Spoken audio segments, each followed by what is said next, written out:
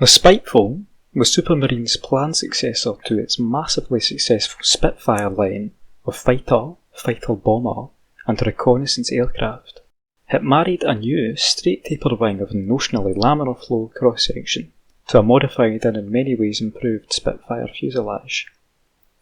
The new airfoil was designed with a maximum thickness at approximately 43% of its chord, as opposed to 25% in the more traditional airfoil of the Spitfire.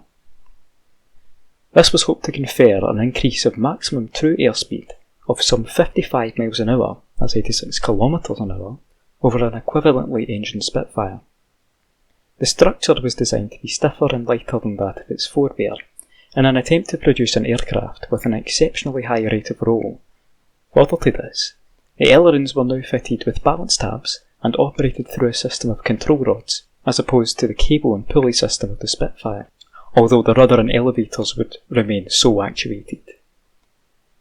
The undercarriage was now of a much wider track, retracting inwardly towards the fuselage, and a uniform armament of 4 20mm Hispano Mark V cannon was installed from the outset.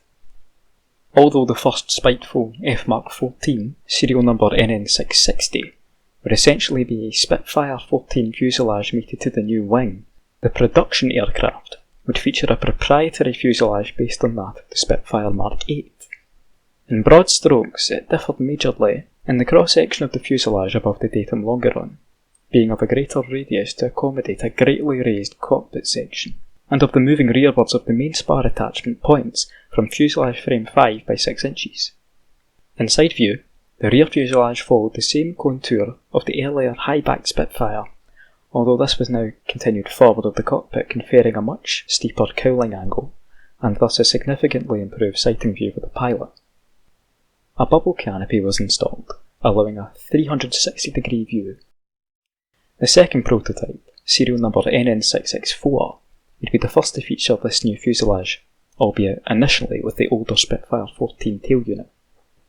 The production Spiteful would feature a brand new tail unit with fin, rudder, elevators and stabiliser of greatly increased area and span, and now entirely metal plated. The tail unit would be incorporated into the Spitfire's F Mark 22 and 24, and their Seafire derivatives, to cure them of latent stability issues, albeit with two differences, those being the elevator and stabiliser rigged with lower incidence, that being half a degree versus 2 degrees in the Spiteful, and an adjustable spring tab on the starboard elevator to modify handling characteristics in the pitch axis. As it happens, the Spiteful would not prove a success. In short, handling characteristics throughout the lower and middle regimes of the flight envelope were not deemed to be of the same class as the Spitfire, which are famously superb, and although the rate of roll and top speed of the Spiteful were excellent, they were not thought to be much better, so much better than that of the later Spitfires as to warrant their replacement in service and production. Therefore, the production order of 150 Spiteful 14s was cancelled after only 19 were built. A naval derivative of the Seafang was also constructed in limited numbers. It was in fact deemed an inferior carrier aircraft to the Seafire FR Mark 47, and was cancelled in favour of it. No complete Spitefuls nor Seafangs survive today, though the wings of the Seafang would see use in Supermarine's Attacker jet fighter, of which one remains. Well, I hope you enjoyed my scripted preamble there. I suppose I'll show you the Spiteful I've built in Flyout. It was built to blueprints which had a cross-section as part of it, so I was able to create a relatively accurate fuselage here, as can be seen, and wings. Not happy with everything, although the radiator bass below the wings I'm specifically happy with, as I've recreated the boundary layer flap system and the split flaps. This pilot sticking out is quite annoying. Nothing I can do about that. These are the radiator bass, which fully animated and they work. And it looks very cool.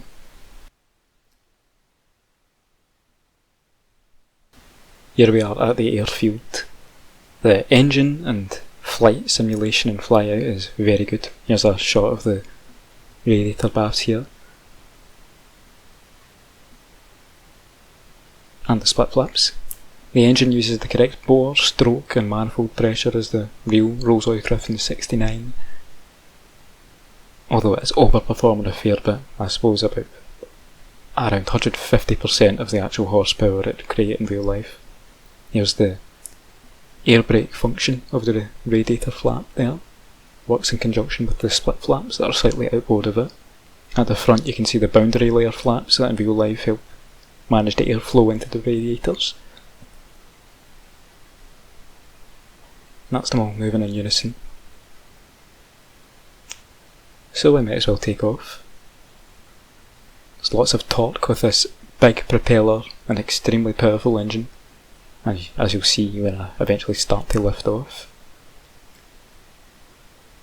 The the aircraft swings to the right on takeoff as it should. The propeller spinning in the right direction. Here it is, this is the torque. Look at that. I'm flying with a joystick and a rudders, so it's far easier than it would be with just the WASD keys. The Spiteful had a top speed at sea level of 409 miles an hour. Generally, if I sit around and wait, I can achieve that, maybe even more, but we only really get up to about 385 during this flight.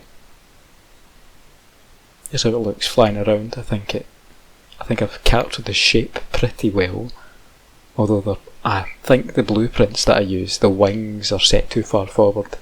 That 6 inches that the wing spar was set back in comparison to the Spitfire was not taken into account, so to speak, with the blueprints I used. I've chosen not to rectify that, to follow the blueprints a bit better. Here's the rate of roll. I think the rate of roll is far too low. In real life I think it was more like 180 degrees per second. We only really get up to about 110 when rolling to starboard and about 80 when rolling to port, as it should be, considering how the torque works. But yeah, it accelerates very quickly. We're already up to 380 miles an hour at only 700 feet. Lots of power and a very slick airframe.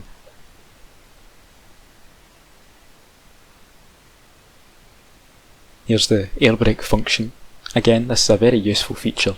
You can trim the controls without having to use the X key, which is a bit finicky at the moment.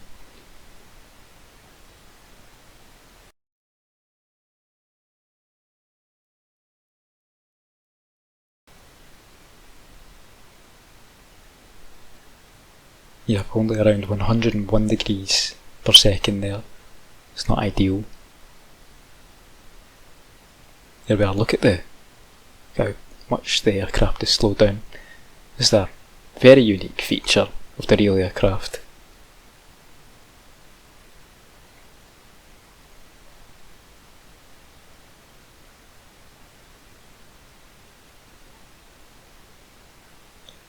One thing I'm quite happy with is that due to how good the flight simulation, here's the guns, the fully functional 420mm cannons. The thing that I do like, you'll see here in a moment, is that the high speed stall of the laminar flow wing is replicated.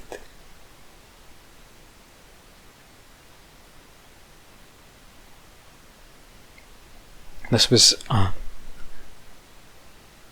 massively disliked feature of the Spiteful in real life, as the Spitfire didn't do anything of the sort. It was much more docile. It can, however, perform some pretty tight turns if you don't pull the stick all the way back, although it's still a bit finicky when the speed drops down. There you are, departed there.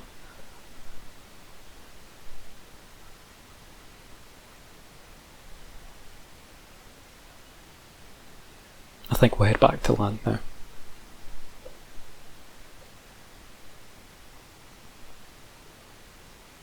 Again, the roll rate's far too low. Only 90 degrees, and at this speed only 90 degrees to starboard and 65 to port. It's not even 50% of that of the real thing.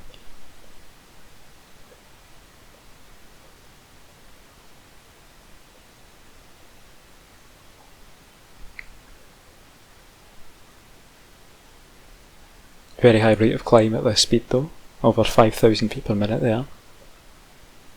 Very good energy retention in the vertical as well. that arm poking out, hopefully we'll be able to change that in future, change the position of the pilot. It's a little flyby, very badly done flyby, I must say, but there you are.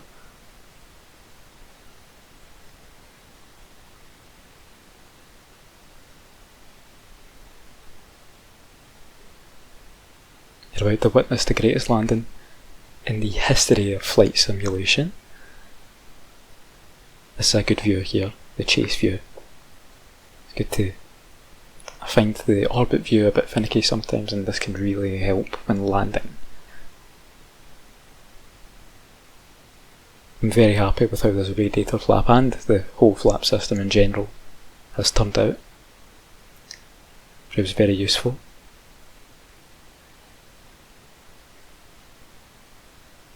Drop the rest of the flaps there. And bring the gear down.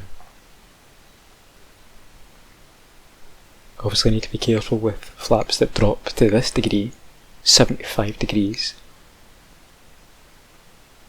as it slows you down very quickly.